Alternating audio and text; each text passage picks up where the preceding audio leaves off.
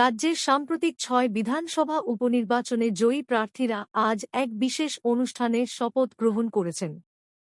বিধানসভা ভবনের এই অনুষ্ঠানে উপস্থিত ছিলেন বাংলার মুখ্যমন্ত্রী মমতা বন্দ্যোপাধ্যায়, স্পিকার বিমান ব্যানার্জি এবং অন্যান্য বিশিষ্ট ব্যক্তিরা। শপথগ্রহণ পাঠ করান রাজ্যপাল সিভি আনন্দ বোস। শপথগ্রহণ অনুষ্ঠান শুরু হয় সঙ্গীতা রায়ের মাধ্যমে।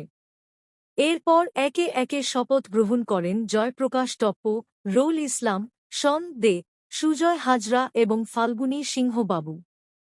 এই ৬ জন নবনির্বাচিত বিধায়করা আগামী দিনে রাজ্যের উন্নয়নে তাদের অবদান রাখার অঙ্গীকার ব্যক্ত করেন।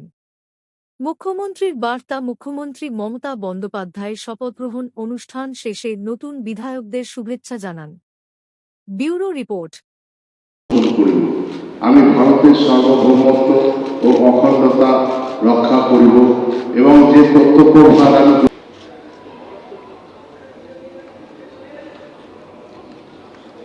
Governor, I request Sri Sujoy Hazra to come to the dais and make a subscribe oath or affirmation before the Honorable Governor.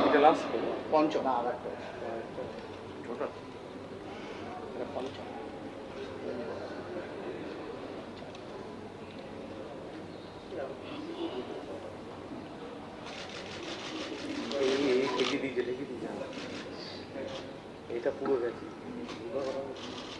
হাতটা বলতে পারে।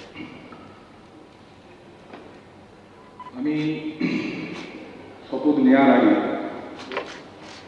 দুই মায়ের একটু কথা বলছি। আমি স্যারের একটু অনুমতি নিলাম। প্রথম হচ্ছে যিনি আমার জন্মদাত্রী মা, যিনি আমাকে ছোটবেলা থেকে হাত ধরে পথ চলতে শিখিয়েছেন, বড় হতে শিখিয়েছেন, মানুষ হতে শিখিয়েছেন, তাকে আমি বাড়িতে প্রণাম করে এখানে এসেছি। এই হাউস থেকে আজকে এখান থেকে তাকে আমি আরেকবার প্রণাম জানাচ্ছি, আর প্রণাম জানাচ্ছি আরেক মা, যিনি আমাকে এখানে আসার সুযোগ করে প্রমাণ করে দিয়েছেন যে মায়ের বদলা কিভাবে নিতে হয়। তাকে আমি শতকোটি প্রণাম। তিনি মমতাময়ী মা, বাংলার মা, পশ্চিম বাংলার সর্বকালের শ্রেষ্ঠ মুখ্যমন্ত্রী মাননীয়া দিদি মমতা বন্দ্যোপাধ্যায়।